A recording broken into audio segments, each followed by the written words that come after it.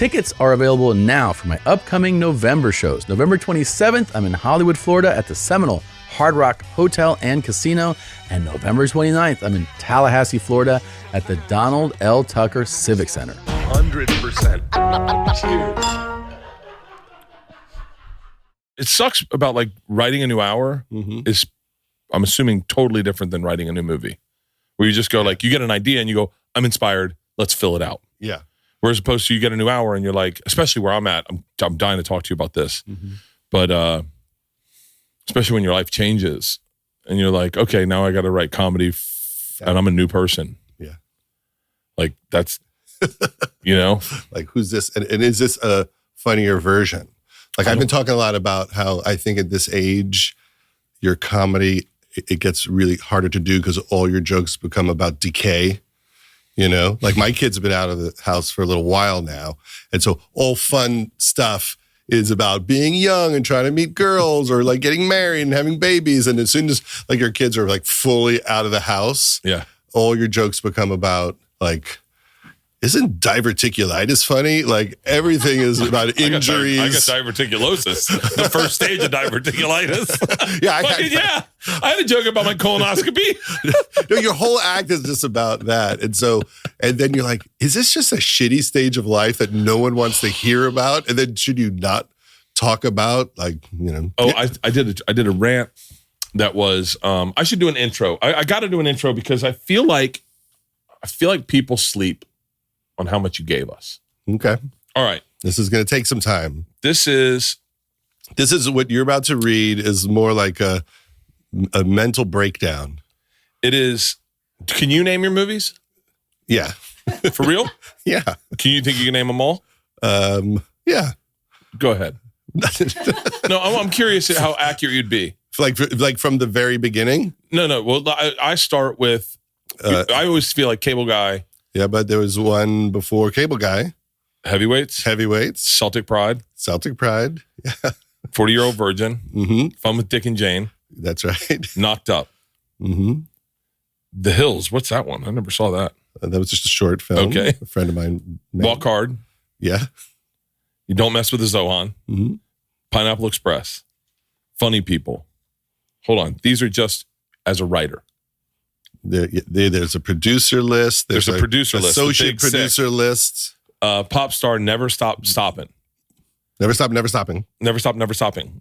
Trainwreck. Anchorman 2. Get Him to the Greek. I mean, Year One. Pineapple Express. Step Brothers. Forgetting Sarah Marshall. Which one? Super bad. Mm-hmm. Wait, like, do you ever feel like, and I'm just wondering. Stopping? Just stopping? And No. Do you ever feel like when you see a negative comment online that you want to write back, hey man, you meant to say thank you? Well, I'm always, talking to, my kids and friends about anybody can find the most vicious thing about them at any time of the day or night. Yeah. Tom Hanks right now could go online and find the most vicious attacks. I mean, him maybe more than anybody because it just chuck him into conspiracy theories and things like that. Yeah. So, the discipline it takes not to dip your toe in those waters, because I love the idea of talking to everybody and mixing it up with everyone. But you know what? In the old days, like I always think that people weren't supposed to like everything because we didn't share everything. So if you like Metallica, you didn't pay attention to country music. Yeah. But now because it's all in a big soup, people attack the thing that they normally wouldn't like anyway. It's funny. I never thought much about Fugazi. Yeah. Like I had never thought much about them. Mm-hmm. Like I knew they were a band and I knew that they were popular with some of my friends. And then last night I got into a Fugazi kick and I was like watching this epic Fugazi picture. Mm-hmm. And then all of a sudden I become informed about Fugazi and NoFX. And then all of a sudden I'm like, wait, maybe I should never have learned about this. Mm-hmm. But it's interesting because people get involved in stuff maybe isn't for them. Yeah. But why wouldn't you want to get involved in it? I have a theory that if you are, almost like it should be state mandated that we take an IQ test and then we get a certain amount of information sent to us by the government that is within our IQ range. Yeah. That we shouldn't get stuff that is out of our IQ range Because then you all of a sudden you become this informed person when you really aren't. You're just regurgitating facts at a dinner party that you never learned. You just heard Andrew Huberman say them. And now you're saying, here's the benefits of cold plunging. Yeah. Your brown fat is, and you're like, did you learn that? Or did you read it? Or are you reciting it? There's a difference between an original thought, I believe, like a truly original thought, and then someone who's reciting an original thought. And then discerning the difference is wild to me. And what's crazy also in that same breath, because of those movies you've made, you kind of birthed a bunch of us. Isn't that wild? Well, I feel super birthed by the people that I was, in love with. I love James Brooks. I love Cameron Crowe and Fast Times at Ridgemont High, and Todd Solondz and Nicole Holofcener and Barry Levinson. And then, before our movies did well, Jim Carrey busted through with Ace Ventura and things like that, and The Mask. And I think all I thought was, is there a way to combine like Terms of Endearment and Ace Ventura? Can you do both? Can you be emotional and get to hard comedy and have it not be bullshit and have the switch in tone not be weird? Like you found a style where it could be really silly, really broad, but when it goes to feelings, it still feels like it's part of the same movie. But that's really fascinating. You've done that very well. In movies, in all of your movies, some of them are just like the Dewey Cox is just fucking. I mean, it's just like one of the fucking. There's a new thing it's now going around about him singing a Bob Dylan song where it's just him, and it's so fucking hysterical because I don't think I saw how funny it was at the time. Yeah, but you really did cut that line of like Forgetting Sarah Marshall is one of the greatest movies. It's one of the greatest movies. I would say that about so many movies you've worked on or been. I mean, 40-Year-Old Virgin, Kevin Hart's scene when he starts. This is one of my favorite scenes I've ever seen in a movie. Yeah. How much of that was Kevin Hart? How much of that was you guys? An enormous amount of it was Rami Malco and Kevin Hart just going hard. Really? I mean, I had met Kevin when he was like in his early 20s, and we did a pilot together with Jason Segal and Amy Poehler, and it didn't get picked up. But I just loved Kevin. I'm like, this is going to be the guy when he was just a kid. And then I couldn't break him. Yeah. Because the projects didn't get picked up. And then he did a bunch of spots on Undeclared and was hilarious. And then we were doing the 40-Year-Old Virgin, and he came in to do this scene, and it was supposed to be Rami Malco's emotionally falling apart. And instead of schmoozing a customer, he starts fighting a customer. And believe me, there's a lot of riffing there. There's a lot of language there that I certainly would not have pitched to the two gentlemen. But we used to always do like the extended version of the movie, so we would put out a director's cut. And I didn't realize you weren't supposed to add that much. So when we did the extended cut of the 40-Year-Old Virgin, I added 17 minutes. Oh. And so that scene, a lot of people know that scene as this long version of the scene because I added like another minute and a half. It's one of my favorite parts of the whole movie. Yeah. But it's so interesting. You did find a way to create. I think what they're doing now is more action comedy, whereas you did emotional comedy. Does that make sense? Exactly. Now everyone wants things to be like a genre thing, like a superhero movie with comedy. Barbie's a comedy, basically. So I keep telling everyone, the world really wants comedy. All these movies that make $1 billion, they're basically comedies, but usually with another big genre element. Where I was always into, you don't need any genre element. You could just have Seth get someone pregnant. Like the smallest things in life is a whole movie. Just, Jason Segal, wrote Forgetting Sarah Marshall, just about what if you tried to escape your breakup by going on vacation and she was there? And that's just the whole movie. I like low concept, and I think we're in a little bit of a high concept era now. I think so. Because there's so much shit. There's so many shows. There's so many movies. And so this idea that there can be a subtler concept, I think they think it's harder to bust through the noise that way. Mm-hmm. I don't necessarily agree with that. But to me, just two people trying to get along is enough. Yeah. It's, I have so much stuff I want to talk to you about and I have a list that Tom sent me of what he wanted to talk to you. It's all stuff that Tom was supposed to be here and he got fucking deposed because of this whole Garth Brooks thing. He's somehow part of that. Well, yeah, because he was an early adapter to like calling him out. And so now the courts think that They think he knows something. he was been talking about it for 4 years. It's like, listen, if you predict 9/11, even if you have tinfoil on top of your head, when 9/11 happens, they're going to be like, yo, what did you know? If you were listening to that much Chris Gaines, you must know something. That's the part you don't know is like Tom was obsessed with Garth Brooks before No, I know. Before the whole fucking. And when you do a Chris Gaines thing where the world is like, I don't know if you're joking, it seems like you're serious, it makes you just wonder what's happening in that mind. All right, where do we start? So I want to get back. I want to start with early you. Okay. Because Leanne told me this story last night. You know, Leanne's obsessed with you. Like, Leanne's a huge fucking fan. She goes, did you know that he sent a letter to Steve Martin because Steve Martin was a dick? And Steve Martin wrote back. What did Steve Martin write back? Wait, so what did you write to Steve Martin? Tell me the story. Okay, I'll tell the story. I always feel bad telling it because it is a perfect story. So I've told it so much, and I always think it must annoy Steve Martin how often I get asked about this story. But it is a weird, perfect story, which is I was visiting my grandmother when I was like 13, and she lived in Beverly Hills. So I went from Long Island to Beverly Hills, and I knew where Steve Martin lived.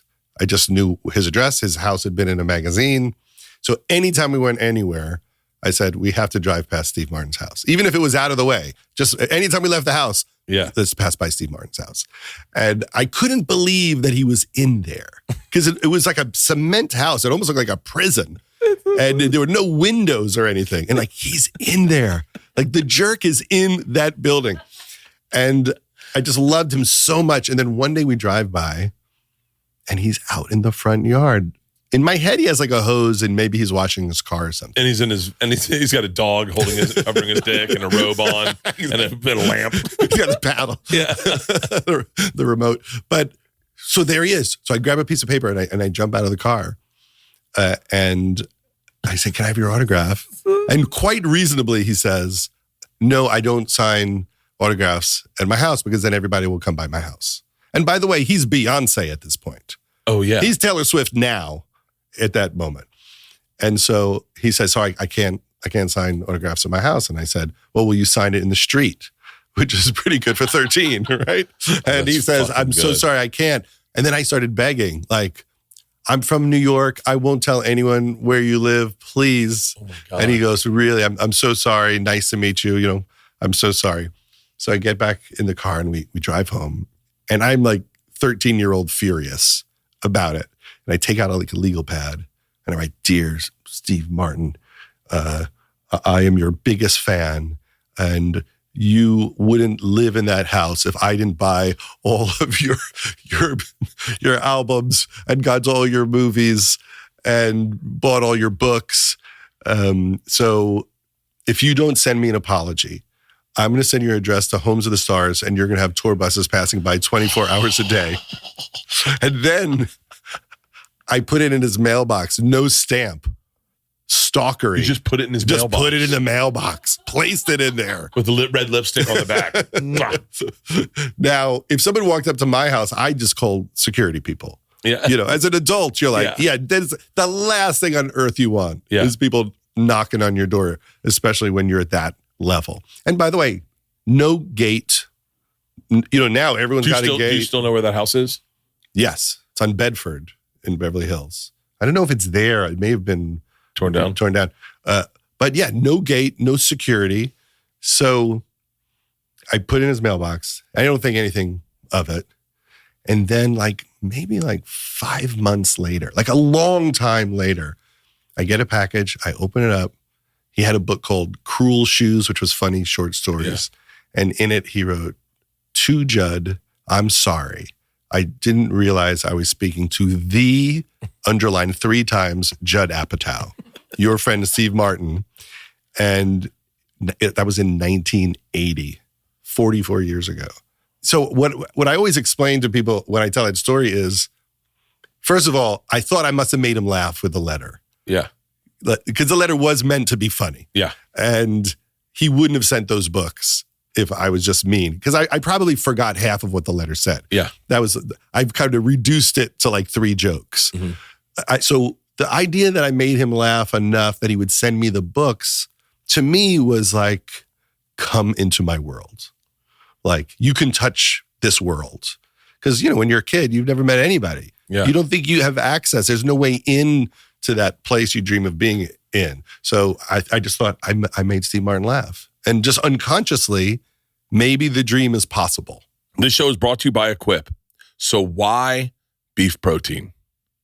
Prime Protein is an all-natural, grass-fed beef protein that provides the nutrition of 4 ounces of beef, 20 grams of protein in each scoop. Prime Protein doesn't ruin your gut or cause inflammation like whey proteins do, which makes a huge difference in my day of gut health and overall well-being. The best part, Prime Protein tastes like dessert. It comes in all the best flavors: vanilla, chocolate, peanut butter, salted caramel, strawberry, and even iced coffee. It comes in an unflavored version too that has just one ingredient, just grass-fed beef. Equip takes transparency, quality, and customers' well-being, and they value them above everything else. This is the key differentiator between Equip and all the other competitors. Listen, all I care about these days is protein. I've talked ad nauseum about my workouts, and protein is the first thing I go for. And I'm telling you right now, that salted caramel, I guess, what do the kids say? It slaps. Prime Protein is such a game changer for me. I know you guys will love it, and you can trust that it's the cleanest protein on the market. Equip is giving my audience an incredible offer. Head to my link at equipfoods.com/bears. That's EQUIPFOODS.com, and use my promo code BEARS to get 20% off your first order. Or even better, combine this offer with a subscription and get 35% off your first subscription. Thanks to Equip Foods for sponsoring this episode and these jacked ass muscles. This show is sponsored by BetterHelp. Think of a time recently when you didn't feel like you were being your full self, like you were hiding behind a mask. October is the season for wearing masks and costumes, but some of us feel like we're wearing a mask and hiding more often than we want to at work, in social settings, around our family. Therapy can help you learn to accept all the parts of yourself so you can take off the mask, because masks should be for fun, for Halloween, not for our emotions. I know for a fact that there are times in my life, because I'm what they call an extrovert. However, sometimes I find myself, and I just talked about this on our podcast, walking into a room and turning it on, because sometimes I don't know who I am. And I feel like I need to be the thing that you think you're getting. And we're talking about parent-teacher conferences. I've had to talk about this in therapy. Therapy is a great place to deal with all the things you're going through. And if you're thinking about starting therapy, give BetterHelp a try. It's entirely online, designed to be convenient, flexible, and suited to your schedule. Just fill out a brief questionnaire to get matched with a licensed therapist, and you can switch therapists at any time for no additional charge.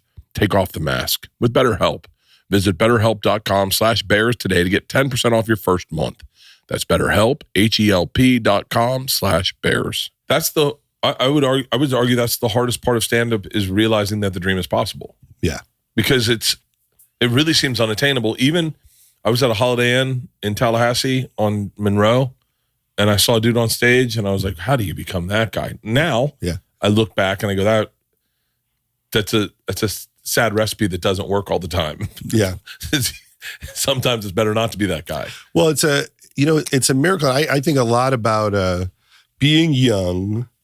It's very different now. I mean, pre-internet, pre-cell phones, not much comedy out there. When I decided to be a comedian, there were maybe 50 comedy clubs in the whole country. And it felt like there were maybe 200 comedians total.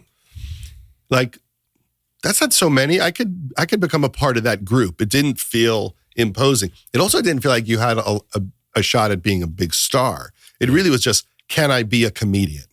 And that was it. There was no dream beyond that. And then when I lived, with Adam Sandler after college, now I look back and go, how weird that we thought that we might pull it off. That there's an insanity of youth of, I'm gonna go to this improv every night. I'm not accepted at the improv, but the manager, if someone doesn't show up, will let me take their spot. And if there's still people there at the end of the night, he'll put me on at the end. And I did that for years. I just wait there. Never got paid for years before I got accepted, because Joe Drew, the manager, liked me enough to let me go on stage if someone was late. And you just have that weird belief like it's going to happen. I just have to do stuff like this and be committed. It's funny.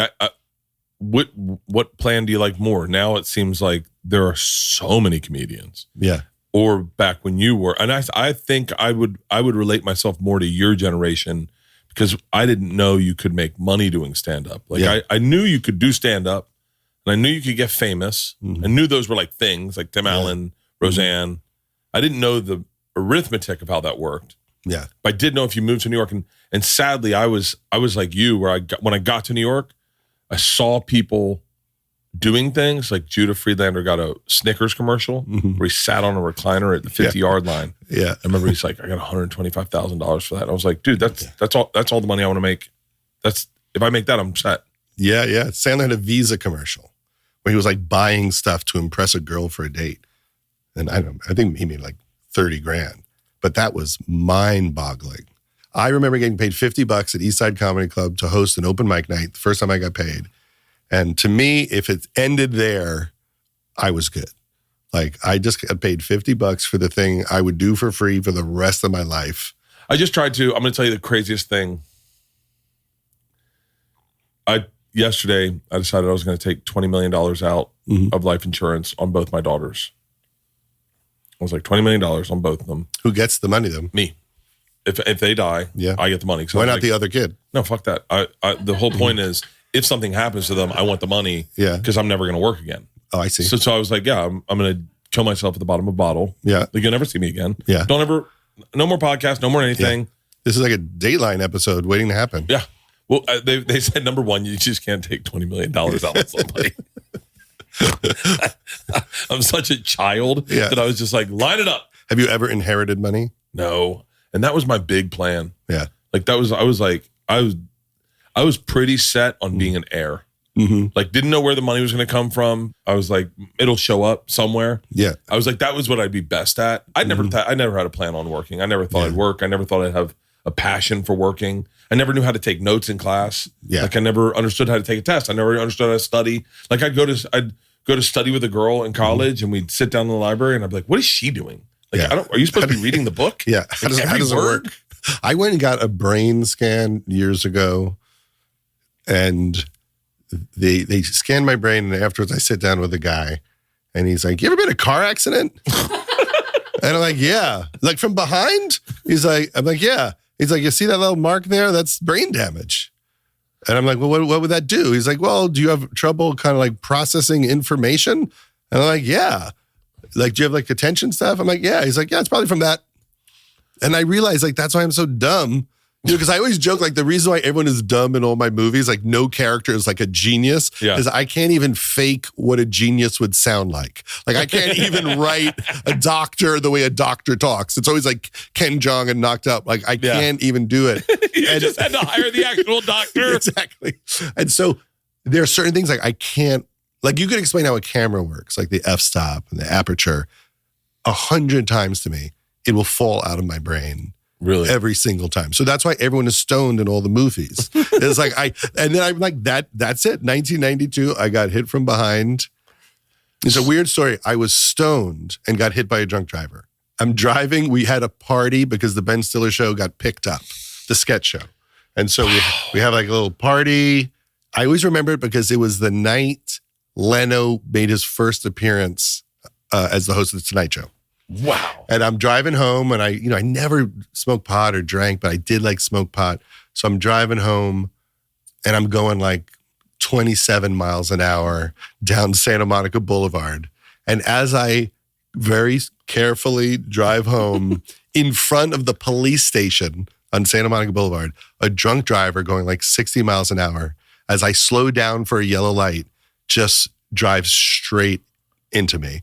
So now I'm like, I'm like it's like a GTI, a Volkswagen GTI. Yeah. It is completely accordioned. And then the car runs that hit me, like speeds off, hit and run. Yeah. And so now I go to the side of the street and I'm like, kind of like, oh, Jesus Christ. But I'm also stoned, but also thrown by the accident. With a traumatic head injury. And then these people see me and they're like, are you okay? Are you okay? And I'm like, Yeah, I'm okay. And I don't know if I'm like trying to not act high or I am freaked out from the accident. And they look at me like, oh, he must be drunk. Yeah. The truth is I may not have even been high. Who knows? But then the cops pull up because it happens in front of the police station. And they go, we caught him. We already caught him. Get in the back.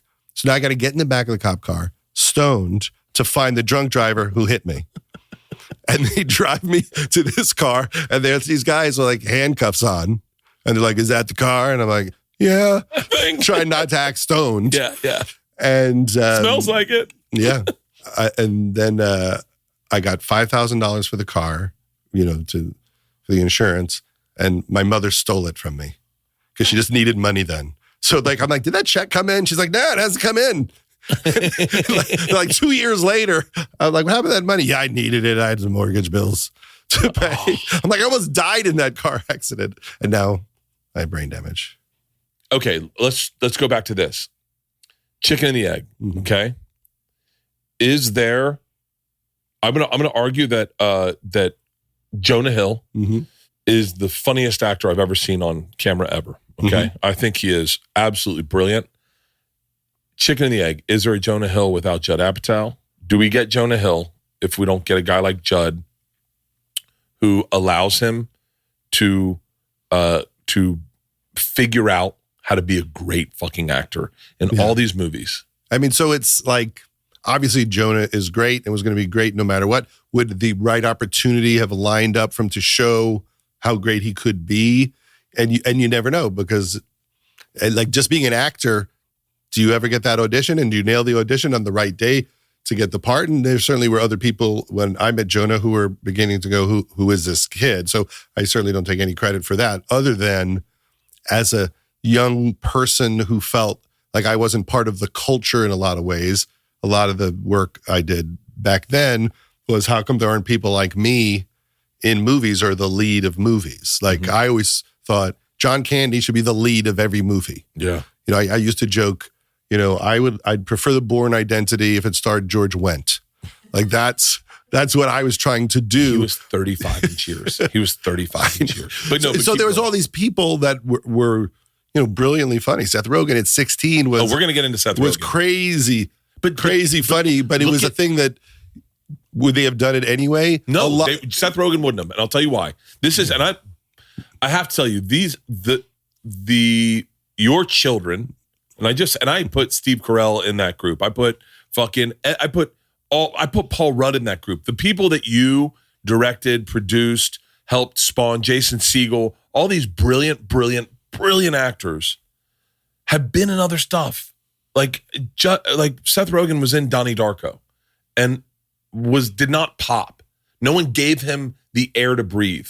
And that is the biggest problem with I think with auditioning and acting, is you don't get directors and producers who go, let's be yourself. Let's be as wild. And you gave that.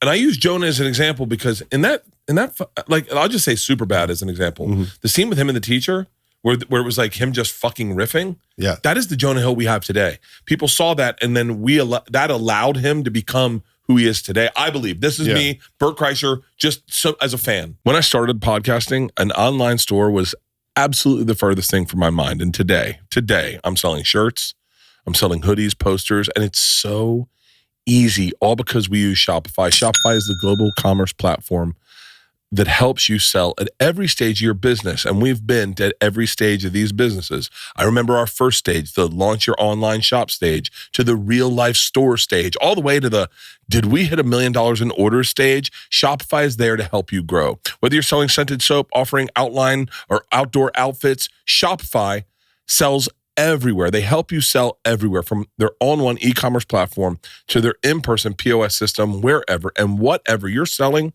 Shopify has got you covered. Shopify helps you turn browsers into buyers with the internet's best converting checkout, up to 36% better compared to the other leading commerce platforms. Let me tell you something. The number one thing you need to know is turn a browser into a buyer, because once they buy one thing, they're going to buy more than one thing, and you can sell more with less effort thanks to Shopify's magic, your AI-powered all-star.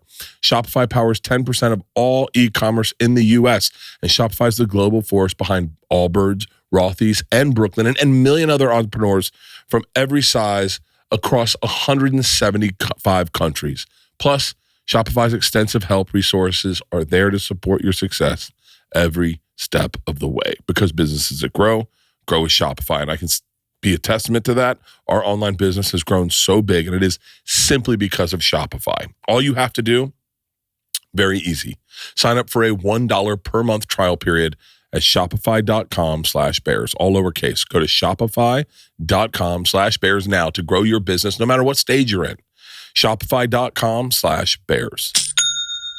Life can be crazy sometimes, and one person's negligence can result in another's settlement. If you're ever injured, you can check out Morgan & Morgan. Morgan & Morgan is America's largest injury law firm. They have over 100 offices nationwide and more than 1,000 lawyers.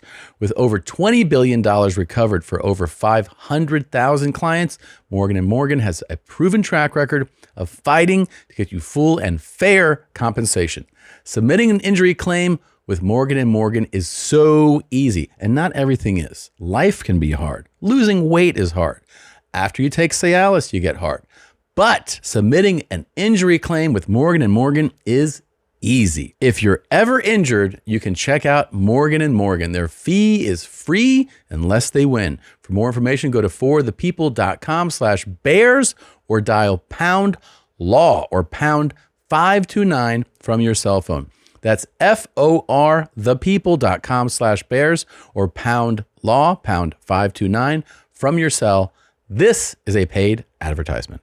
Well, I mean, I think like there's always like a ton of people involved in that. Greg Mottola directed Superbad, and he had done an amazing movie called The Day Trippers. And we're like, what if we got a great director to direct this movie? Like, not like your classic comedy director. What if we got like a real director? Yeah. And that raised the game of everybody and the quality of the movie. But I certainly was a champion of a certain type of person and a certain style of behavior. And a lot of it came from, you know, I love Diner. Like to me, like Diner and Fast Times were pretty big templates for a certain kind of comedy style. Who did you see yourself as in Fast Times at Ridgemont High? Like the nerd who worked at the movie theater. Not the cool guy who sold the tickets, like the guy with him. Yeah. Like, that's kind of more what I was relating to. I saw myself as the guy that worked at I saw myself as Judd Reinhold. Yeah, maybe. But I think I didn't even think of myself as cool as Judge Reinhold. I thought he was a dork because he got caught jerking off. Because he had the energy to tell the boss to fuck off and stuff. And I never felt like I had that energy. I wanted to be Sean Penn. Yes, yeah. And I've always wanted to be Sean Penn. I mean, maybe I'm trying to think who I related to. I mean, there are things that I liked that I didn't feel like I was like them. I loved John Cusack and Say Anything was a big movie. I loved Welcome to the Dollhouse, which is this great Todd Solondz movie about this girl in junior high school who gets like bullied, and it's just really dark and funny. But so I championed people, and then there was these huge collaborations where Jason Segal wrote Forgetting Sarah Marshall. And so the thing that I did is like, I believe in you as a writer, even though you've never written a script. But he was a genius in what he did. And that's the case for everybody. It's more like creating collaborations, like little groups of people. Like here's the group for Superbad. Seth and Evan had worked on that script since they were like 13 years old.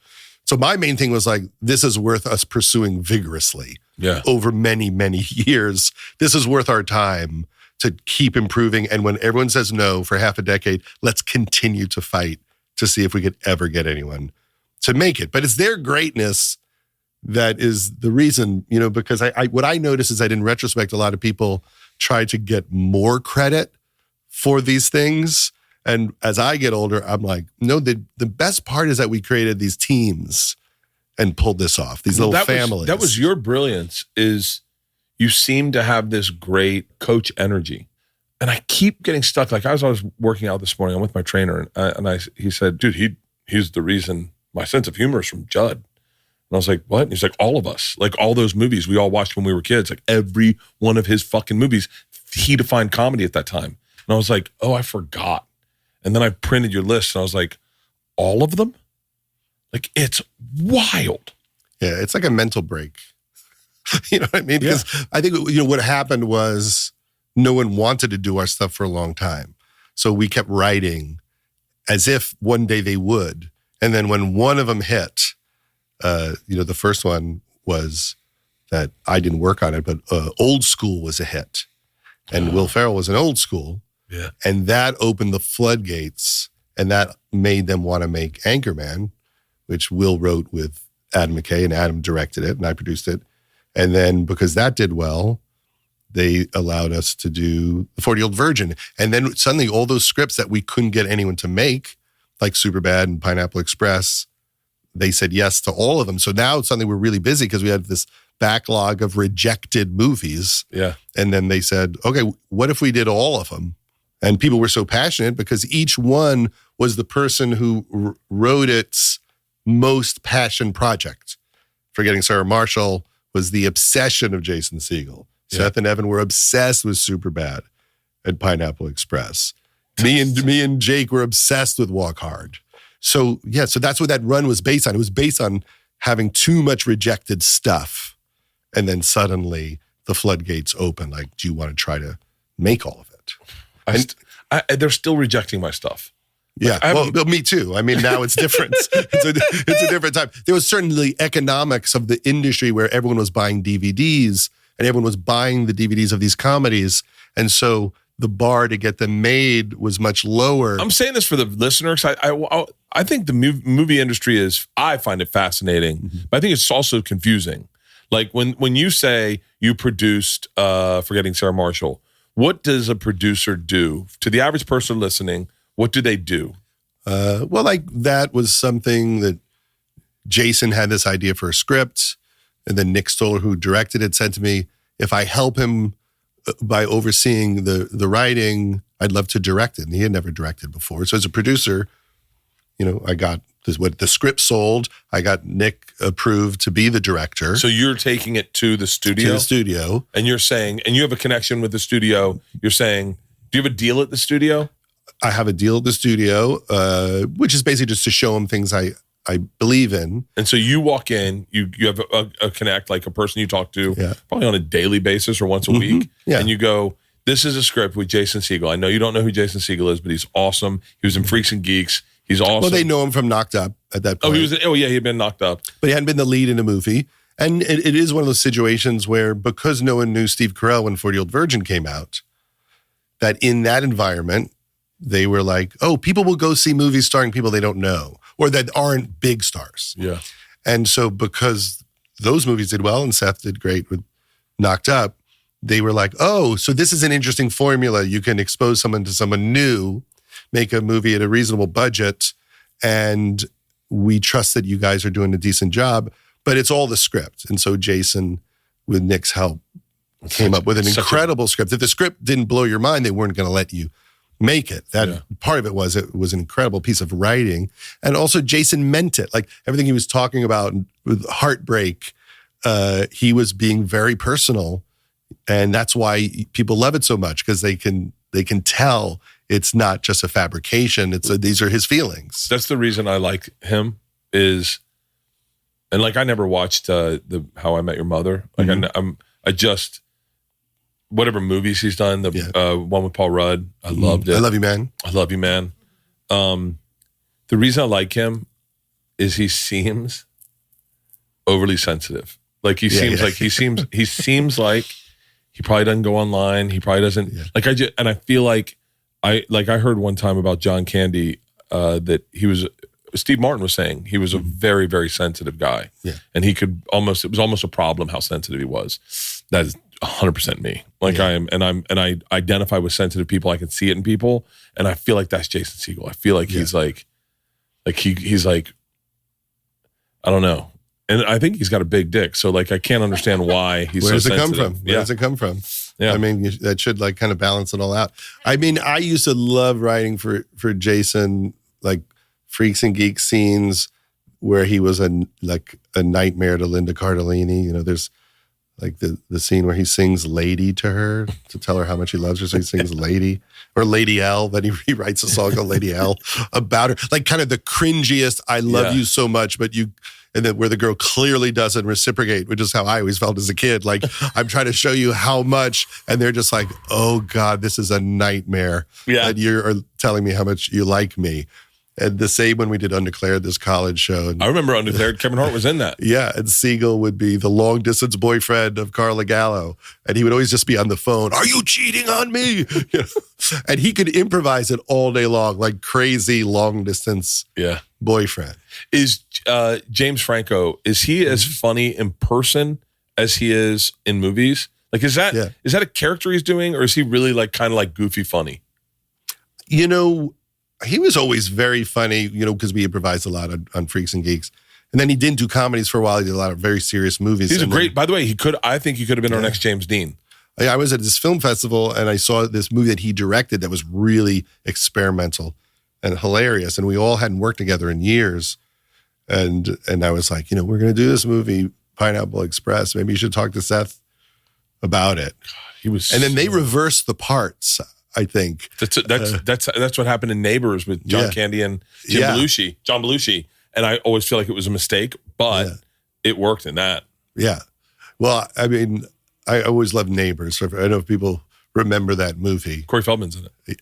Really, a young Corey Feldman. By the way, don't ever listen to a word I say. I had a teacher that loved me. He's the fucking coolest guy in the world. He passed away when I was in college, but. He brought up Sam Cooke. I go, shot while a woman. And he went, really? I said, I wouldn't listen to me. I don't know. And that isn't true, by the way. It is, kind of. I don't think that's what they think happened. No, that's what happened. That's what they framed him. They framed him for that. Yeah. There's a documentary on Netflix about this. For real? There's like a full documentary about that case because it's a really weird murder. Well, I know what I'm smoking pot and watching tonight. I was obsessed with Sam Cooke. Yeah. I was obsessed with Sam Cooke because of Moonlighting. Mm-hmm. The TV show, that character, Bruce Willis's character, listened to Sam Cooke. And I was like, I want to be cool like him. So I bought Sam Cooke albums and I put them on, I got tapes and I would mow the lawn listening to Sam Cooke going, I will get into Sam Cooke. That's how I got obsessed with Al Jarreau. Are you serious? Some go by night, some go by day, moonlighting strangers. Wait, that was he sang the song. That's the theme to Moonlighting. I used to listen to Al Jarreau records as a kid, make out with my girlfriend listening to Al Jarreau records. And then I always felt bad because there's a scene in Knocked Up where Seth and Paul are talking and Paul's like talking about bands he likes because he's in the record industry, and they talk about Steely Dan. And I love Steely Dan, but Seth keeps talking about how much he hates Steely Dan. And Paul's like, no, the early stuff. And Seth goes, if I ever hear Steely Dan again, I hope someone cuts my head off with an Al Jarreau record. Fucking obsessed with Steely Dan. I love John Mulaney. Yeah. I love John Mulaney. When I first met him, I was like, oh, I get it. Like he's smart. He's an SNL guy. He's like a Harvard kid or what Georgetown kid. Mm-hmm. Nick Kroll, John Mulaney. He's like, it'll be cool. Mm-hmm. He didn't drink, I didn't think. So I was like, never was my speed. Yeah. Like I was like, I'll probably never get into a conversation with him. Mm-hmm. And he was friends with Amy. And I was like, but he's funny, you know. I like nice guy. And then I heard him say, yeah, the reason I don't drink is because in college I got really into cocaine and Steely Dan. And I went, I fucking love John Mulaney. Yeah. I was like, he's the sexiest comic we've got. No one knows the fucking danger inside that because I've been there. I'm fucking obsessed with Steely Dan. Yeah, no, I go down these wormholes where I watch documentaries on YouTube. It'll just be like a 15-minute documentary about the guy who did the solo on Peg. And just explaining how they recorded the solo. I find that in these times that are so stressful with the world and hurricanes and politics, the only thing that makes me relax is short documentaries about why rock bands broke up. You know, like, here's why Fleetwood Mac broke up. Here's why foreigners mad at each other. Wow. Like, that is my sedative. I'm fascinated by what your Instagram algorithm looks like. I'm fascinated what everyone's algorithm looks like. Like what is offered to me. I'm always hitting that button, stop recommending. It's more the YouTube algorithm. Oh, I am very precious with YouTube. YouTube is my go-to. Yeah. My YouTube algorithm is history, history, history. Really? That's it. It is. Mine is just interviews with P. Diddy's bodyguards. It's just a lot of Vlad TV. Oh, you do not watch Vlad TV. I'm deep in all of those. All Are those you shows serious? Where they talk to like former bodyguards and gangsters and Italian gangsters and rappers and. Are you? You're into Vlad TV? Jaguar rights. I'm going deep down the well of. I like these long form interviews. What happened at Diddy's party? I'll do time with that. So wait, are you like a cinephile? I'm not. I didn't get into it like movies because I loved movies. I just wanted to be, Jeff Altman or Seinfeld. When I was a kid, and so I liked movies, but I didn't watch them like I'm going to study the angles and the cinematography. Yeah. I just liked meatballs and stripes, and that was it. The little Serpico. So it took me years later to try to figure out like cinema and the technology of it because I paid no attention whatsoever. I was just a Ghostbusters guy. Oh, I always say like a long time ago I put up a tweet. I was like, "What are the 5 comedies that defined you?" Yeah, and mine were all Bill Murray. Yeah, they were all Bill Murray. It was like Stripes, Caddyshack. John Candy, Bill Murray, but not even John Belushi. I know I'm a Farley Belushi guy. Like that's my those are my heroes. But like, man, Bill Murray just got to find my sense of humor. It's so funny. I look at so many of my friends in comedy that are spawned from your movies. Oh yeah, their sensibility is still like mine will always be. Chevy Chase, Bill Murray walking into a bar, with a one-liner, a thing, a drink. Yeah. And I can still, like a little Rodney Dangerfield to it. And theirs is still like, they're still quoting Superbad. They're still, I don't even think most of them realize it. Yeah. I think that's something that we realized because movies were so precious to us. Yeah. Like they were so big. In 1984, the movies in 1984 were the biggest movies I've ever could imagine. Yeah. I just did it the other day. I did a post of like the big movies in 1984. I just posted this the other day. And because the songs in 1984 were fucking epic. 1984, Beverly Hills Cop, Ghostbusters, Indiana Jones and the Temple of Doom, Gremlins, The Karate Kid, Police Academy, Footloose, Romancing the Stone, and then Star Trek, Search for Spock. Compare that to this year. Right? Wait, pull up the biggest grossing movies. It's got to be Marvel. It's just a very different thing. But don't you always think like everybody thinks that like every no older person's like in my generation we had Cary Grant, Inside Barbara Out. Stanwyck. I heard that was excellent. Inside Out 2. Deadpool and Wolverine, people love. Despicable Me, part of the series. Dune Part 2, people love. Yeah. It's just very different, right? It's like big. Godzilla, YOLO, I've never King heard of Kong, Pygorius, Successor, Bad Boys Ride or Die. See, it's a very different tone of the lists. Yeah. Now say the list again. The 84 list.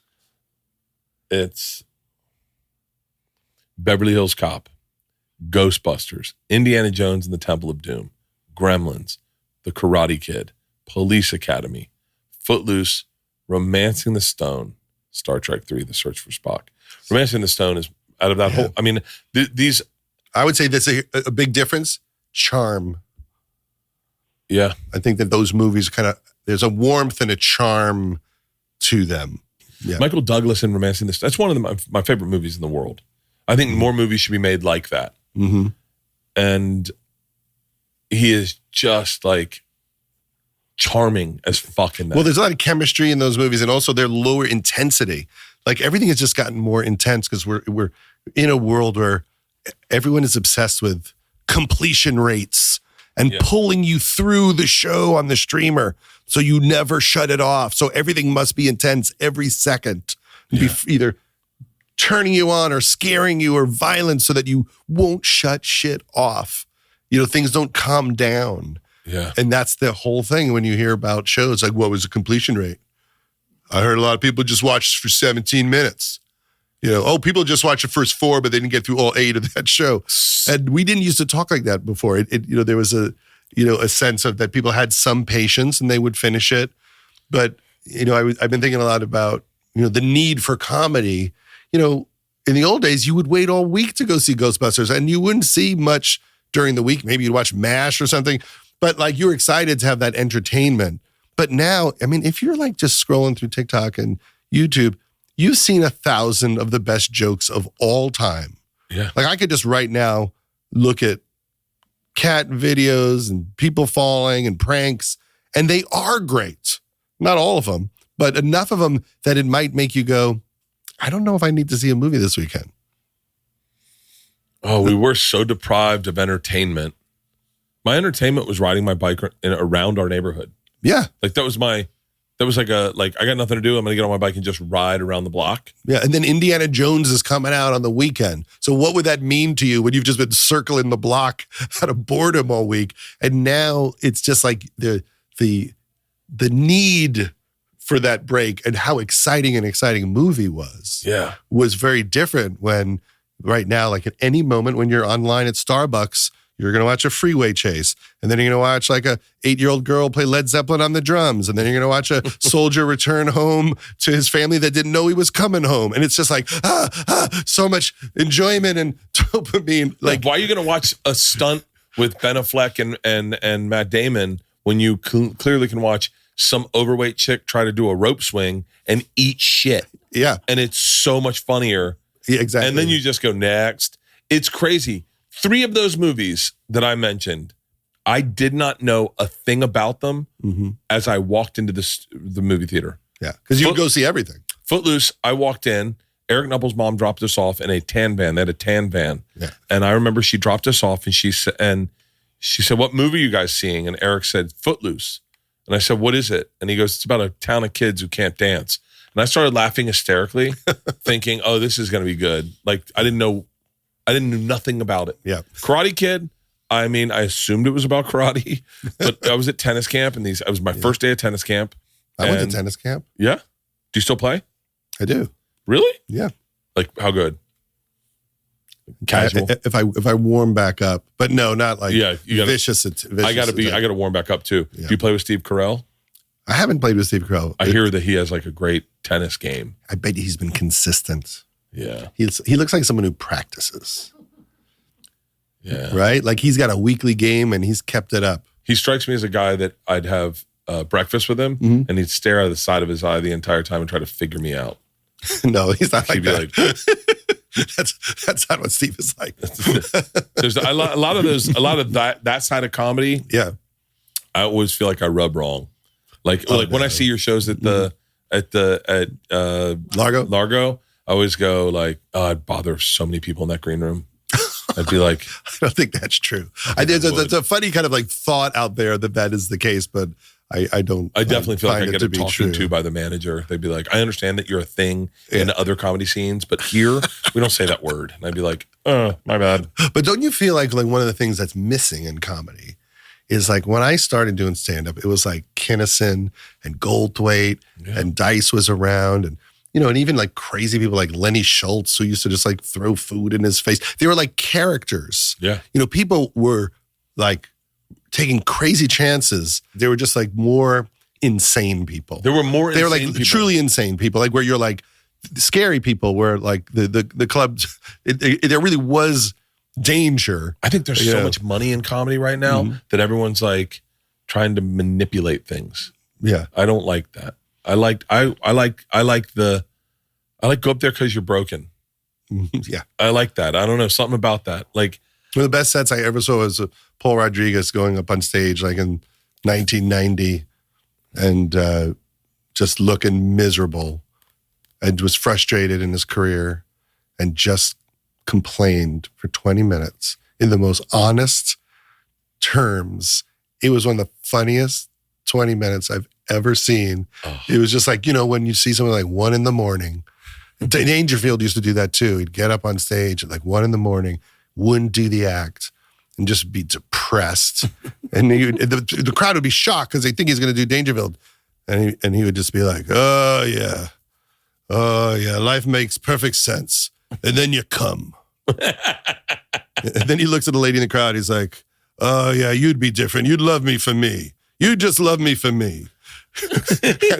and it was so funny, but so dark. Yeah. But real and raw. Like there used to be more of that. I mean, I think before the internet and social media, people would let themselves kind of do things on stage because they didn't think anyone would talk about it anywhere. And that was different, that you could go into a club, do something really crazy, and there was no part of you that thought anyone would ever mention it to you for the rest of your life. 2 questions. You have a show coming up in Atlanta on November 3rd. I have one. Yeah, I'm Atlanta on the 3rd. I'm doing some hurricane benefits. I had some shows, so I just made them all hurricane benefits because it's just so brutal. So the one in Atlanta, I think it's the Variety November Playhouse. 3rd, the Variety Playhouse in Atlanta, Sunday, November 3rd. All proceeds are being donated to American Red Cross for hurricane relief. And then are the Beacon one, is that a benefit too? That's the benefit for, so the one in Atlanta is for Georgia. The one at the Beacon Theater on the 9th is for North Carolina. And then I'm going to be at Largo on October 15th for Florida. Okay. Nice. I'm doing a benefit November. I was supposed to do one Saturday for Tampa, but it got pushed. Mm-hmm. So I'm doing mine November 15th at Ruth Eckerd Hall in Clearwater. And now it's going to be 2 hurricanes. But so it's crazy. I'm going to ask you a weird question. Okay. And we'll wrap this up. I know you have a busy day. I have nothing to do. Great. I never wanted to be wrapped up less. I saw a interview with Bill Gates last night, and they asked him, "Should we have billionaires?" Mm-hmm. And he said, "Absolutely." And Bernie Sanders says, "Absolutely not." Mm-hmm. And I wonder to you, like I don't know how much money you have, but I'm assuming it's a lot, right? You don't have fancy stuff. Like that was one of Tom's questions. He was like, ask him what his favorite Rolex is. I was like, Tom, I'm not going to ask him that. He's like, I don't have an interest that costs money, other than I might buy tickets to see something. Yeah, but I don't really. I bought a Porsche after. It was a lease. I leased a Porsche after 4-year-old Virgin was a hit. And then it drove shitty unless you were going like 80. Yeah. And it scared me. And I put it in the garage. I didn't drive it for 2 years till the lease was up. For real? Because it just scared me. Because I'd really forced me to go very fast. It was just not fun to be like 30 miles an hour, around town. And I don't really drive long distances. So I'm mainly in just like traffic with a stick.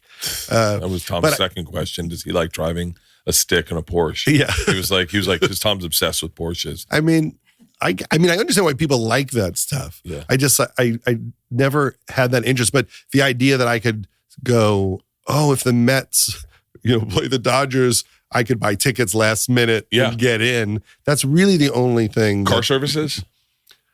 Do you like Ubers? I won't get the cheap Uber. I'll get the nice Uber. Yeah.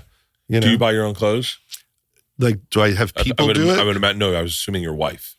No, she doesn't have that much interest. She'll consult. Yeah. But I think I've worn the same James Purse shirt for about 6 years at this point. He makes great shirts. Yeah. I mean, by the way, this is James Purse. Yeah. And by the way, JP is a friend of mine. Yeah. I DM, my wife texts with him. I mean, the amount of JP I'm wearing, the fact that I haven't gotten one free shirt out of him my entire life, when I literally don't think I wear anything else. So yeah, I don't like anything like I don't want to know what time it is. I also don't like expensive things like where you're like, I shouldn't wear this because someone might murder me. Like that's a problem that's scary in LA too. Right now is that my favorite place to eat, they had a robbery. People were waiting for the car and the guy pulled the gun. Yeah. And I was like, what the fuck? I was like, so I got to take jewelry off before I go to eat dinner? Now, do you have nice jewelry? I like watches, but I don't like every watch. Does Tom like watches? He does. Is that his thing? Does the Pope have a dick? Yeah. Tom got me into watches, and I just like getting into shit. Like I love getting into shit. Like I just got into. It's when we talk about music. Mm-hmm. I just got into F1. Mm-hmm. I never had given a fuck about F1. And then all of a sudden, here's the thing. It's like, if the majority of the world's right about something, you can't also be right by shitting on it. Yeah. It's got to be good. And so I got into F1. Tom's always been into F1. I was like, well, I'm not going to be in. I don't really care. I don't watch NASCAR. I'm not going to get into F1. They've got that Drive to Survive thing on fucking Netflix. Have you seen it? No. Judd, here's what I'd like to say, Judd. You're about to change my life. I'm about to change your life. Okay. Check out Drive to Survive. Okay. First of all, it's just like the quarterbacks. It's like the new one with the wide receivers, the track run. Yeah. It's the live golf guys. You're following a group of guys who, by the way, are beyond passionate about anything. I think you will understand passion begets passion. And when you watch these guys talk about driving their life, they're guys that have been dedicated to driving their whole fucking lives. And they're at the top of their fucking game. And you get to see a slice of what their real life's like, what the teams are made up of. It is fucking amazing. Judd, here's what I'll say to you. Judd, I want you to get into Drive Survive. Just try it out. I'm going to check back in with you and tell you how it went. And then me and you are going to Vegas to watch F1. I will buy us tickets. We will go to F1. But wait, so you sit in one place and you just see him go by? Because, I worked on Talladega Nights and we shot, races and stuff. But then I didn't ever really start following it afterwards. Really? I'm trying to think I've warmed to soccer, football. Yeah. I don't know it well, but I've kind of watched some matches. And I did like the tennis Netflix show. We've got to hook up at Netflix. Yeah. Why can't we, first of all, I want to get back in the track. I want to be with I want to see all of it. I want to smell the cars. I want to smell the oil. I want to see people passionate. I want to see people's trailers because their trailers are fucking sick. Yeah. Judd, we go to F1 in Vegas. When will you Google when F1 in Vegas is? Now, how many cars does Tom have? Is he building a Seinfeld Leno type car collection? What date is it? The one in Vegas? Can you find out? Tom is I think he would be mad if I told you what he's doing. Okay. So I'll tell you. Okay. he has dug out a basement for cars. He has the lifts put into his garage where he can put cars up on things. Yeah. So I think he has 9 cars. Yeah. I think he does. And those are just ones he keeps in the garage. Yeah. He has a couple more over at his office. Him and Rogan are really into cars. It's like, I guess you could shit on people into cars, but I'm into stuff, but it's not really cars. Does Seinfeld laugh at how few cars he has? Oh, I'm certain he does. Seinfeld's legit, almost autistic about cars, right? And then every once in a while sells one for so much money.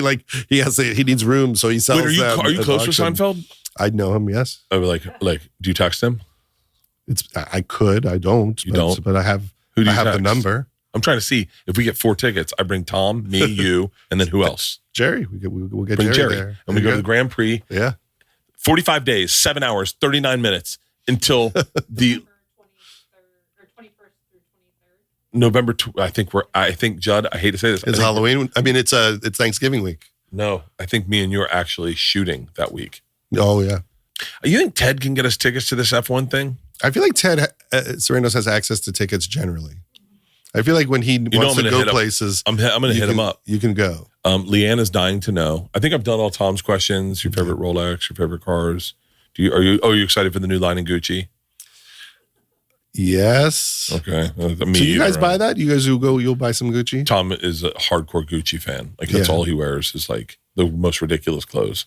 I've never been able to have a style, like a fashion style, like would I be Euro trash? Would I be kind of country guy? Would I be, modern indie guy? You're so deep into your style, you don't even know your style. I can't get a style. You are a Hollywood writer. Yeah. But I like that people do. I like that, Tom's like, I'm going to fucking be stylish right now. And, Jonah is very into kind of style and he loves fashion. But for me, I think I still feel like such a 10-year-old nerd that the idea of dressing up feels very embarrassing to me. Well, it's in all honesty, you're putting on a costume. Yeah. You're deciding who people will see you as based on your exterior. And you're right.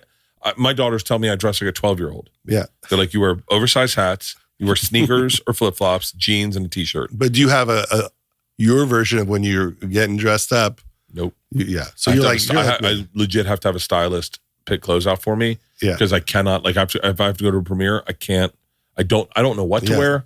Because even like Sandler, who has like a no style, it is a style. It is a style. And it evolved because it was always that. Like Sandler's going to wear like a winter coat with shorts. And I don't think he thought anything of it, just kind of comfort, never thought of it. And as the years have gone by, like people have identified his choices to the point where I hear there's like a day at schools every year where everyone dresses like Sandler dresses in life. He dresses like he's blind. The fact that Adam Sandler can wear red sweatpants with just like off the shelf Nikes, like the ridiculous ones that like still have the pump in the front, with a collared shirt and then a trench coat, is like, it's so fucking next level fashionable that it's a flex. Because if anyone else tried to wear that, be like, you can't wear that in here. But then now they're But is it the question? And I know him really well. Pull up Adam Sandler's. Like, is it a flex if you have put zero thought into it? He has to put a little on some level. Do you think in his mind it looks fantastic, or he's just like, this feels nice to wear these shorts? That's it. Red pants, yellow shirt. That's it. Yeah. I saw him. I have those. That's like that's Adidas. I have those. They're very comfortable. They're fucking so comfortable. He's leaning golf shirts. I bought these golf shirts too. They're like, these golf shirts are made out of some sort of chemical or plastic that you can just sweat in, and they're comfortable. It's a very specific, I think, people our age type of golf shirt, which I found myself when I was shooting a movie in North Carolina. It was 100 every day. It was the only thing I wouldn't sweat through was this kind of shirt. But this is like, I wouldn't wear that on a plane. No offense to him, but like I would never think to put that on unless I was doing laundry. So he's alpha dogging by wearing that. It's a fucking, like, anyone else goes to do, what is he doing, Kimmel or Fallon? The only reason why I don't think it's a flex, I guess, is because like when we were like in our early 20s and lived together, that's how he dressed. But I guess at some point, people start really begging you to dress up because you're going to go to like be on Letterman, that the moment you refuse to put on the suit is at the flex moment. That's the flex. That's where we all want to be. You know, I said when Here's my fashion. That's as fashionable as I get. Oh, you got a Pearl Jam shirt on with Eddie Vedder? That's such a kiss-ass move. That is so lame. You got a Pearl Jam shirt on with Eddie Vedder? It's like, hey, I have this shirt from your concert. I kept it. But look at Adam Sandler's outfits. They are... But that's 1989, basically, on the right there. That's the 89 Sandler. And you can't really like slam them for what they like. Like I remember I was doing a thing. Look at his wife and his daughters are all dressed up, and then he doesn't look bad. You know, you have to respect the commitment to casual, and to be happy. You know, when I look at that, I just think it makes him happy to feel that way, and this is who I am. And it's there's nothing in this business that encourages that in any way. When I was doing press for the machine, I was like, I don't want to wear a shirt. I don't want to wear a shirt because I couldn't fit in shirts. Yeah. I was really fat at the time, but I was like, I just felt uncomfortable in a shirt. Yeah. And I was doing some show, and the guy was like, just so you know, you're definitely at a place where you can not wear a shirt. Yeah. Like you're known for that. So like if you want to wear it opened, no one's gonna have a problem with that. And so I started wearing shirts opened, and I was like, wow, I feel good. And then I started realizing my style really is black dude. Yeah. Like my style is what year? Probably this year. Like anything black dudes wear right now, I love. Like a little bit of flair. Like if you go to those, do you know like the shops that sell black dude clothes, where it's like suits and hats, and then they'll have their shirts where it's like a bedazzled giraffe. That's what the clothes. That's what you should wear. That's what I'm most comfortable in. Yeah, like I like those clothes. Could I pull it off? No. See, I need to find a type of dude. No, but your style's your style. Your style is Hollywood writer. If you put on a hoodie and some New Balance, I'm like 1993 Simpsons writer. Yeah. Exactly. You're 1993 Simpsons writer. It's John Vitti. I'm John Vitti or John Schwartzwelder. Yeah. In human form. But you guys are in shape now. Like you and Tom, you decided to exercise. You decided to get in shape. And see, I haven't taken the leap that you guys have taken. You guys work out. I hate working out. So it's always a struggle. Really? The second I walk in, I'm like, I hate this. I hate all these people. I hate the people that work out. The people who try to train me, I want to punch them the second they start talking to me. Like the chatter with the trainer is like, I can't handle like the small talk or if they count. I hate when they like start counting like 5, 4, 3. I'm like, I can count myself like because they're so bored. Yeah. And all I think is how fucking bored they are at watching me. Oh. Like just a guy watching me like do squats, it makes me uncomfortable. Like everything about it, I have so much trouble with. So right before COVID, I'm like, I'm going to join the most expensive gym on earth. So I feel guilty if I don't go. And it was like this place and they had chiro and massages and it was just so expensive. And I go, no matter what, I'm going 3 days a week. And then I did it for like a year. I go, I have to find a way to not hate this. Yeah. Can I do it so much? And I slowly stopped hating it. And I was like almost looking forward to it. And then COVID hit. And then COVID hit and the place went out of business and I have not been back. Now I only work out if I have a massive injury and need physical therapy. So wait, does your wife, I'm assuming your wife works out? She does, yes. Yeah. She's, how did you get her? She's beautiful. Prayer. She's beautiful. And like you met her, you guys are, like it's an interesting couple. Yeah. But she's like, it's like chicks like that, like like Leanne. Yeah. Chicks like that where the woman is so much prettier than the man. Or just better in every way. What's that? Or just better in every way. Every way you're like, oh, they must have, there's something real about them. Where people don't think it makes sense. Like they wonder what's wrong that it happened. Yeah, like it's every chick that dated Pete Davidson. You're like, oh, because I know Pete's a sweet guy. Yeah. And I go, he's very charming. He's cool. Very smart, and he's also very cool. charming. By the way, same style as Adam Sandler. But he is stylish. Like Pete is trying to do the stylish. Yeah. Pete is trying to do the Sandler 2.0 with style. That's how we might define it. But do you like working out? I love it. Like, so you get like endorphins and I get hardcore endorphins after. If I don't work out, I have depression all day. Yeah. So if I have to work out every day, I can take days off. Like if I'm flying, I can take a day off. I do a workout in the morning. How long is it? An hour every day, an hour. I do 4. And then sometimes I work out twice a day. Like today I'll work out twice. I'll go back and I'll jog. Mm-hmm. But I think I'm just conditioned for that. I think I enjoy it, and it lets my brain. It kind of unclogs my brain, a little bit. But you just got to find like. I just have a panic attack the second I get on the treadmill. I'm like, fucking 19 more minutes of this shit.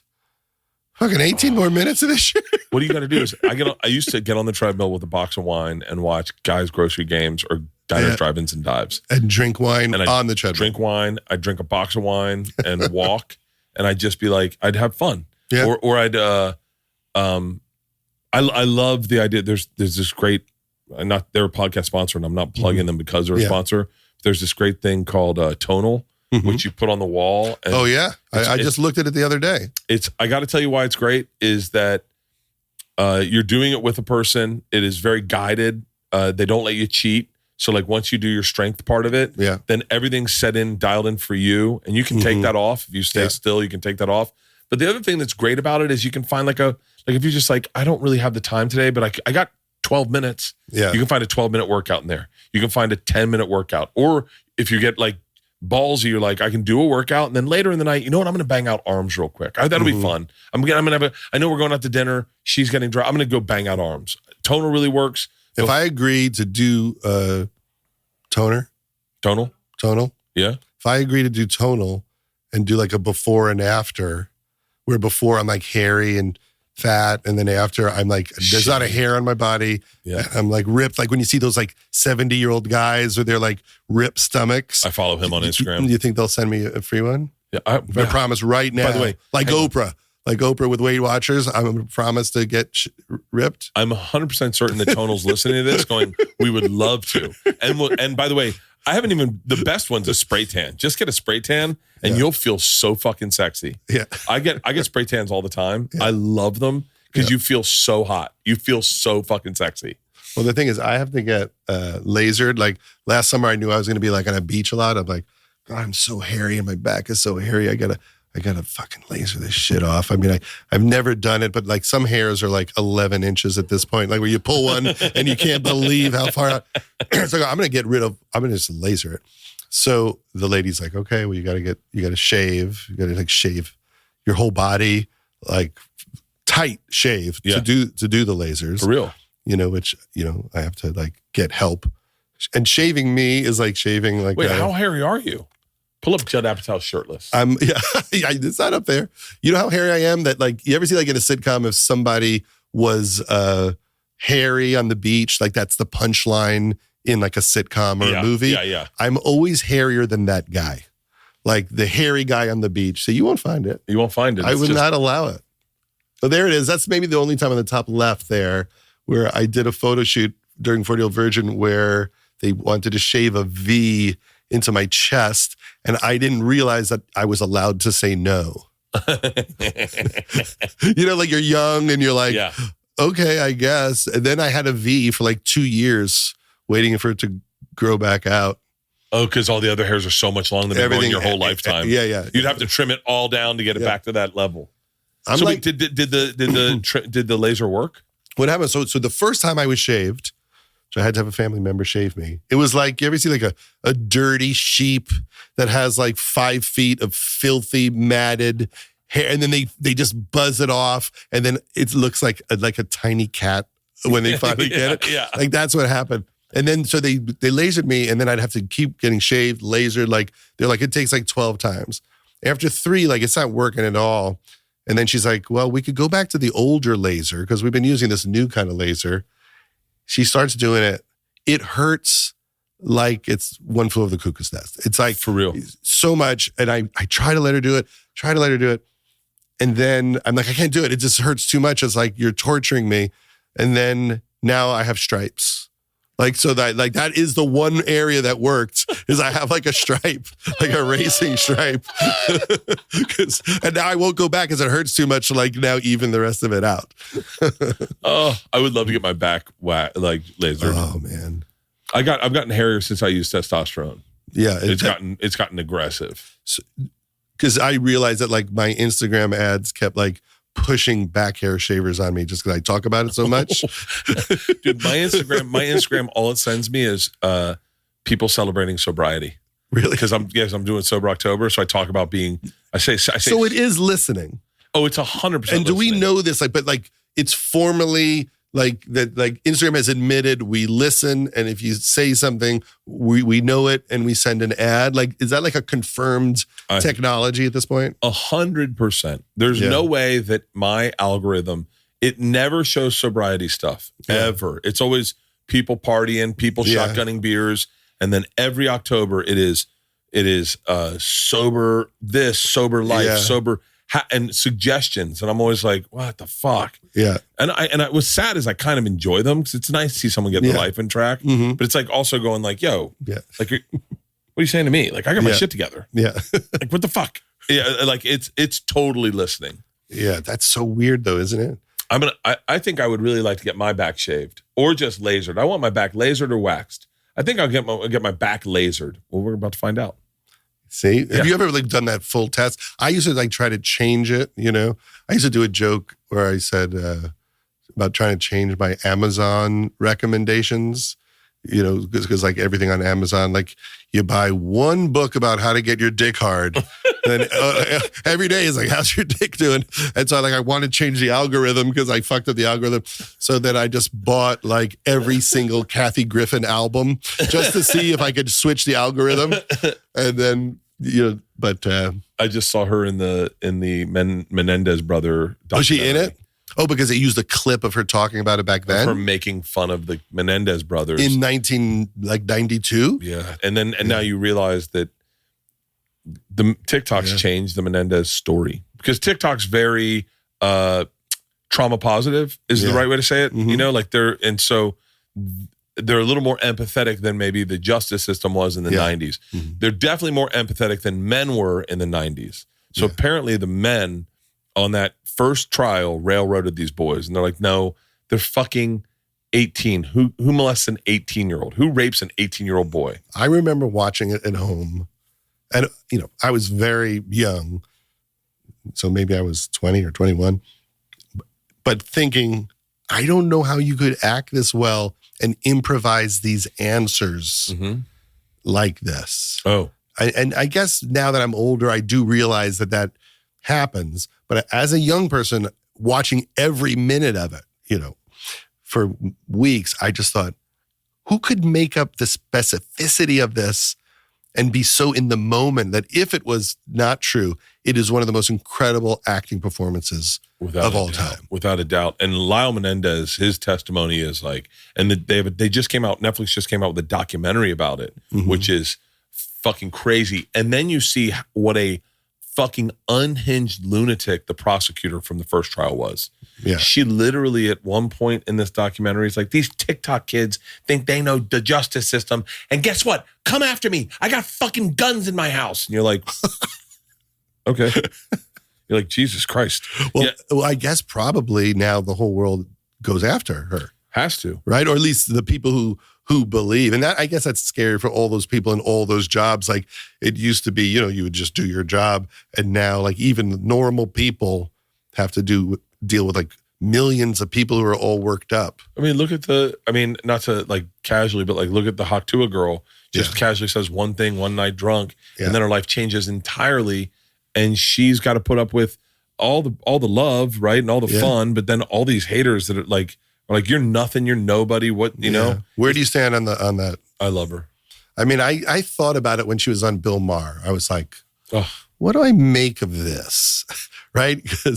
And I thought, okay, so the culture like embraces people instantly, right? So things just explode instantly. Like a girl, like I tried to like, even as like a parent and someone who makes things, and in a weird way, my work competes with a Haktua girl, right? Like in a weird way, right? That is the profound statement. Yeah. Judd. So part of you can be like an old man, like I don't like this new things, but then I thought about it. I'm like, well, what is wrong about a joke about sex where like a young girl just cracking up who it isn't like in her head, isn't all conservative and concerned. Like, is that wrong to just be loose and happy and, not weird about your body and what we all do? And then I just was like, gave myself over to it. Like, well, maybe we'll see what else a person like that can do. Like, do they have anything to say? But is it so terrible that we all decide that something is kind of a riot? Oh, it's wild because I think it's cool. Here's what's crazy is like, I watch people go on Kill Tony. Kill Tony is by far easily the biggest comedy event in comedy for a very long time. It's really blowing kids up. Yeah. But I look at those kids that have been doing it they did stand up once and they explode and people recognize them and they get the Haktua treatment. And I want to say to them, just pull back a little bit and really develop the craft and give yourself 10 years to fail. The Haktua girl's different. It is someone who never cared about this business. I just like that girl. And I identify with her because because, when I was in college, I got written up in Rolling Stone as the number one party animal. And my life changed. And so But you had more than one funny line though. Nope. I shit on a pizza box to win an election. I had never done stand-up. I tried stand-up. I tried stand-up after the article came out and I liked it. And I was like, I moved to New York and I thought it would just happen for me. And it didn't. It took me almost 6 months. Well, it's also like, what is she willing to put into it to actually have something to offer? Like you get an opportunity, but like, do you have any vision for yourself? I think that's the beauty of her is it's like literally, it's like a Viking funeral. You're just sending her out to sea going, does it light on fire? For me, I like to go deep, like I mentored under Shandling and it was always like, how deep can you go? How much can you reveal? So it's a long form thing. At the same time, like I can like appreciate a 6-second thing. Like I used to do a joke on stage about, to my kids, like Fainting Goats video is the same as Knocked Up. And the truth is like, it may be better. You know, like there's an argument that some of it is more instant and it's better. But like I've been built like, no, we're trying to like touch you in your heart and be deep. But you are in a world where that stuff, like if you just go, I want to go home and just watch serial killer interrogations for the next 8 hours. My kids are like, got into watching interrogations, you know, for a little while, like years ago. Yes. They're like fascinated. My daughter Isla is obsessed with that. And she wants to get into solving serial. She goes, I think I want to be like someone who solves murders. And I was like, maybe just because the podcasts are interesting doesn't mean that life is one you want to live. Like, yeah, it could be hard. I mean, because when I was a kid, if I was interested in something, because I was like a nerdy kid, so I had all the Hollywood magazines and stuff. But like when I wanted to know more about like Jimi Hendrix dying, I remember just going to the library, getting out the microfiche of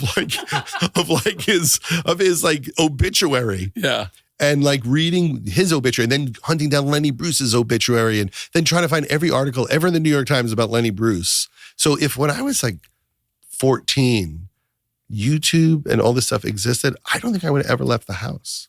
I would have been so fascinated by the information and the entertainment of it. Yes. Because I was trying to create it myself. Like when I was a kid and I would interview comedians, when I was like 16, I went and interviewed Steve Allen and John Candy and Howard Stern. It's like I was hungering for the content that didn't exist. Do you still have those interviews? Oh, yeah. Are they up? No. I should put some of them up. They're embarrassing because my voice is so high and has such a New York accent. Really? So it's literally like me with Howard Stern going like, how'd you first get into radio? Like it's I sound like Eric the actor. But yeah, I should put some of them. I would love to hear those interviews. I want to hang on. Got to talk to you about Garry Shandling. Oh, let me tell you one Garry Shandling adjacent story. Is Garry Shandling was really good friends with Warren Beatty and had been in a bunch of his movies. So I was around him a couple of times. I just remember him saying, it's over. The movies are over. He's like, all this reality stuff. And this is before like TikTok. This is just like reality television, like The Simple Life, things like that. He's like, it's kind of more interesting. Like looking at real people. He's like, I don't know how you ultimately compete against it. Yeah. You know, and it blew my mind, right? And he was fascinated by it. Like this is really going to change everything for what we do. That's wild. Do you ever see the movie? What was American Made? What was it? Type in American Made. Do you ever see that movie? American Made. It was a documentary. Oh, about the filmmakers. plants. No, the filmmakers. American Movie. American Movie. Incredible. And Chris Smith directed it. I remember who did? Chris Smith directed it. This might be one of the most fascinating. I gave Louis Anderson. Mark Burchard, is that his name? Mark Burchard. And what was the other guy's name? His friend on the right, Mike. Yeah. I gave two movies to Louis Anderson before he died. Yeah.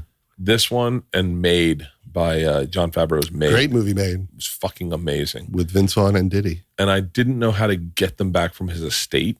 Mm-hmm. It's like, hey, I know he's dead. You can't get things back from an estate. I was like, I know, but can I just go through and grab my movies real quick? But what was Garry Shandling is one of my favorite in the world. Yeah. I loved Garry Shandling. Did you meet Garry? No. Ever? No, I'm glad I didn't. There's a lot of people I'm glad I didn't meet. Yeah. Well, Garry, like some people would meet him, he'd be the nicest guy ever. And other times he would just be in a weird mood and they would feel very like iced by him. Yeah. Just because might just be strange and in his head. Like, I don't think he meant to ever do that because then other people, like, he'd be like a riot to hang out with in the moment. Was he, because he seemed like the guy that was like Norm Macdonald I always felt was always on. Mm-hmm. Was Garry that way? No, not at all. Really? No, not at all. Because he was a real observer of people and he was fascinated by like what your thing was. But when he wanted to be on, like when he went into the mode, just so crazy funny. Like Garry and Saget hanging out, doing filthy jokes back and forth. Like nothing funnier than that. Like when Garry was in the mood to do that. But, you know, he was a real artist. So, I mean, a lot of the time when I was around him, he was deadly serious. Like, you know, we're writing the Emmy Awards and he really wants it to be good and he's going to grind so hard really to get it right. Like in a way that's like he's making Oppenheimer. Yeah. Like the level of care that he's putting into it and how much pressure he's putting on himself is just so massive and insane. Because like when he hosted the Emmys, he didn't want to just host the Emmys. He wanted to reinvent the entire show. Garry Shandling's career was like, I remember watching him as a kid in the 80s on Carson. Mm-hmm. And then all the way to like the Garry Shandling show was. Yeah, that changed everything. I mean, Conan, was it Conan or it was, some of the Simpsons writers said they saw that show and said, oh, you can do this. Like, I didn't realize how much different television could be than what it is. That was everyone's pitch was, it's like the Garry Shandling show, but it was crazy because things would get hot and you'd watch people go, it's like the Garry Shandling. And they're like, well, they already did that. And you're like, yeah, but it still fucking worked really well. Yeah. And he would do shows that was a musical. I remember there was an episode of It's Garry Shandling show where he had to leave town. And so then they still did the show, but they were all replaced by like red buttons and old time comics. And the whole episode was just a different cast with all old time comedians. I'm bummed that the Friars Club doesn't exist anymore. Yeah. Because that was like the only thing when I first started is like, that seemed like the coolest thing in the world. Who would we have though? If we restarted the Friars Club, I think I'm the old guy now. I think also like the world was different, that everyone was kind of didn't travel as much, and they were all willing to ignore their kids. So like these guys will all hang out at a club and drink and get a schwitz. No one with the cardiologist. Yeah. Mel Brooks is still alive. Yeah, I'm doing a documentary on him right now. Really? Yeah, he's 98. He's 98. What's the documentary? It's just like a 2-part HBO deep dive. Taking him out and filling up his bucket list of things, skydiving, horseback riding. Yeah. Because I just did like 10 hours at his house with him. For real? And it's just so funny. Just really? Like so fun. Like couldn't be sharper. I said, Mel, you're always at these memorials giving speeches about, all your friends who died. You're so good at it. I'm like, do me. I'm dead. What do you say? And then he went into like a 5-minute memorial speech of me. Really? He's like, Judd was fine. He was okay. He did what he did.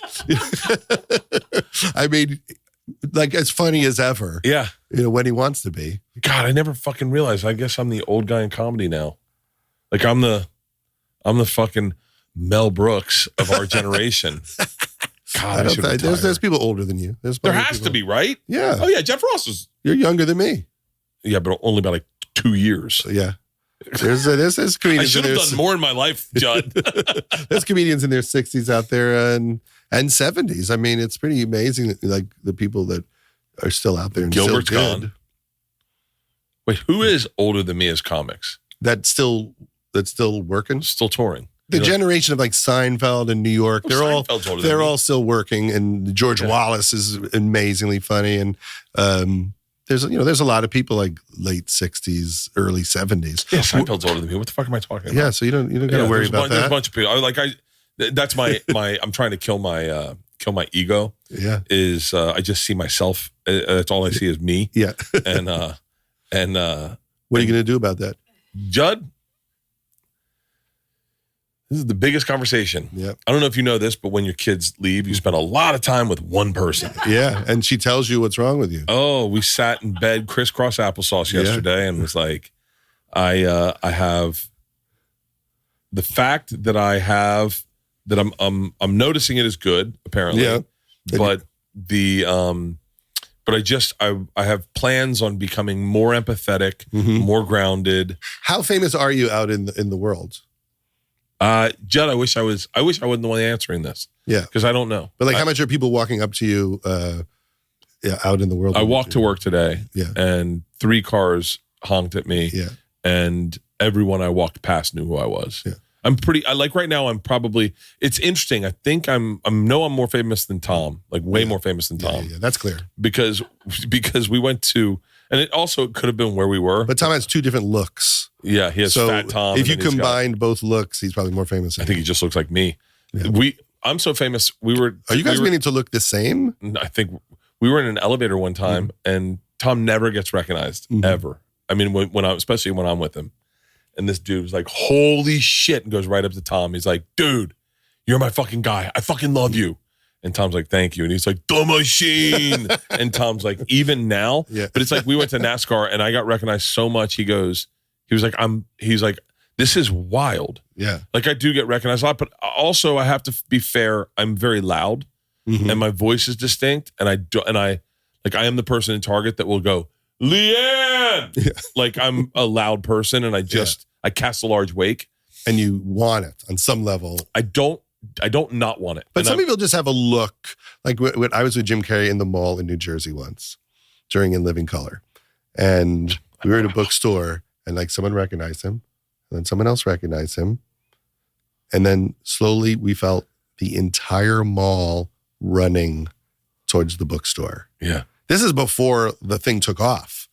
And because he's tall and he's Jim. Yeah. And there were certain people. I know when Jonah got famous with Superbad, he said literally the next day, because he's also, you just notice him. Yeah. And then there's some people I know, like, they never, ever get recognized. I get recognized. And by the way, I can almost tell you where I'll get recognized. Yeah. Like if I go to a dispensary, hardcore. Yeah. If I go to any liquor store, like definitely. There's anytime I go through security at the airport, I'm almost like, especially if I have weed on me, I'll make eye contact with the dude. But you like it. Yeah. I don't think there's anything wrong with like liking it. I mean, Sandler gets recognized more than anyone I've ever met. It's like the president is coming to, and also everyone, and I'm sure it's the same with you, thinks it's okay to walk up.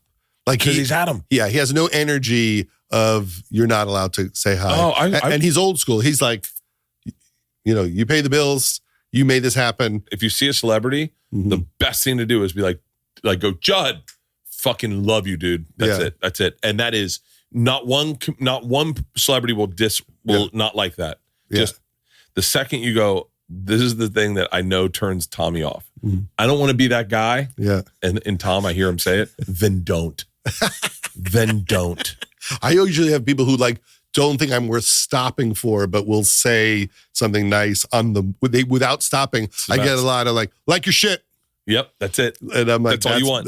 That's all you want. It's just, dude, you're the fucking man. And Judd, you are the fucking man. Thank you for doing this. I've had you now for fucking so much longer than I know you thought committed to. But you're the fucking man. And I appreciate it. I have to say this, and I have to say this. For everything you've made, everything you've ever been a part of, everything you've touched has brought me so much joy. And all I can say is just thank you. You're a fucking awesome dude. Thank you, Bert. Appreciate it. Happy to be here. And like I said, everyone, November 3rd, all proceeds are donated to the American Red Cross for hurricane relief at the Variety Playhouse in Atlanta on Sunday. Beacon Theater as part of the New York Comedy Festival, Saturday, November 9th. Go check them out. Is it just you? You bring other people? Surprise guests? Jeff Foxworthy is going to be in Atlanta with me. No Ricky Velez. fucking way. And I have some cool guests at the Beacon in New York. And then I'm going to be at Largo next week on the 15th for Florida Hurricane. Nice. Thank you, Judd. Thank you. Bert and Tom and Bert. One goes topless while the other wears a shirt. Tom tells stories and Bert's the machine. There's not a chance in hell that they'll keep it clean. Here's what we call two bears, one cave.